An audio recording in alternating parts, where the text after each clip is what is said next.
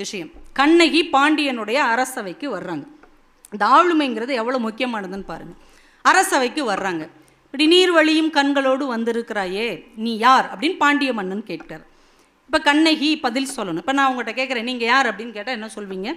என் பேர் இந்த மாதிரி சுப்பிரமணி, நான் விழுப்புரத்தில் இருக்கிறேன், இந்த குடும்பத்திலேருந்து வர்றேன், இல்லை இன்னும் படிச்சிருக்கேன், இதானே நம்ம அடையாளம்.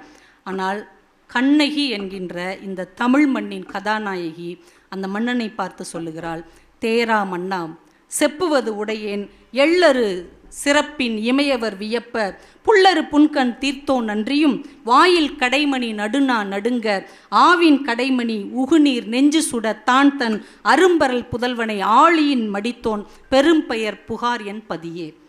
அவ ஊரை சொல்றா. அந்த ஊரை யாரை வைத்து அவள் அடையாளம் சொல்கிறாள் தெரியுமா? எங்கள் ஊரை 2 ராஜா ஆட்சி செஞ்சாங்க. ஒருத்தன் எப்படிப்பட்டவன் தெரியுமா? அவன் உட்கார்ந்துருக்கிறான். ஒரு புறாவை ஒரு பருந்து துரத்திக்கிட்டு வருது சாப்பிட்றதுக்காக.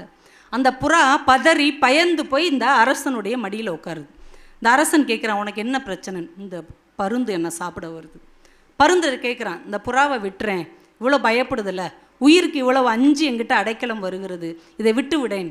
இப்போ அந்த பருந்து கேட்குறது, அப்போ அதற்கு சமமான எடை உள்ள உணவை எனக்கு கொடு, மாமிசத்தை எனக்கு கொடு, நான் அந்த புறாவை விட்டுறேன். பருந்தோடைய கேள்வி நியாயமானது தானே. என் சாப்பாடுக்கு நான் எங்கப்பா போவேன், எனக்கு சாப்பாடு கூட அதை விட்டுறேன், அதுக்கு சமமான சாப்பாடு.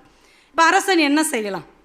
அரசனாக இருக்கிறவன் என்ன செய்யலாம்? ஒரு கசாப்பு கடையில் மட்டனோ சிக்கனோ வாங்கி அந்த புறாவுக்கு ஈக்குவலாக நிறுத்து அந்த பருந்துக்கு கொடுத்துருக்கலாம் இல்லையா? ஆனால் அந்த அரசன் என்ன செய்கிறான்? அந்த புறாவுக்கு சமமாக தன் தொடைக்கரியை அறுத்து அந்த தராசு தட்டில் வைக்கிறான். எப்பேற்பட்ட நீதி வழங்குகிற அரசன்! ஒரு புறா அடைக்கலம் வந்தாலே தன் சதையை தரக்கூடிய சிபி சக்கரவர்த்தி என்கின்ற ஒரு மன்னன் பிறந்த ஊரிலிருந்து நான் வந்திருக்கிறேன். அடுத்து ஒரு எடுத்துக்காட்டு சொல்கிறான். இன்னொருத்தன் எங்கள் ஊரில் இருந்தான்.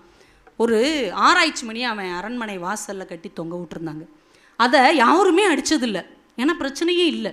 திடீர்னு ஒரு பசு வந்து அந்த ஆராய்ச்சி மணியை அடிக்குது. அரசன் வந்து கேட்குறான், என்னவா அப்படின்னு. இந்த பசுவோடைய கன்றை உங்கள் மகன் இளவரசன் தேரில் வரும்போது ஏற்றி கொண்டுட்டான், அதுக்கு நீதி கேட்டு இந்த பசு வந்திருக்குது. இப்போ பசு கேட்ட கேள்விக்கெல்லாம் பதில் சொல்லணும், நம்மளுக்கு எதுவும் தலையெழுத்து இருக்கா? அரசனுக்கு தலையெழுத்து இருக்கா? உடனே அரசன் நீதி வழங்கினான். எப்படி அந்த பசு தன் கன்றை இழந்து கஷ்டத்தை அனுபவிக்கிறதோ அதே கஷ்டத்தை அனுபவிப்பதான் இதற்கான நீதி. என் மகனை தேரில் ஏற்றி நான் கொள்ளுகிறேன் என்று அதை செஞ்சான் மனுநீதி சோழன் என்று ஒரு மன்னன்.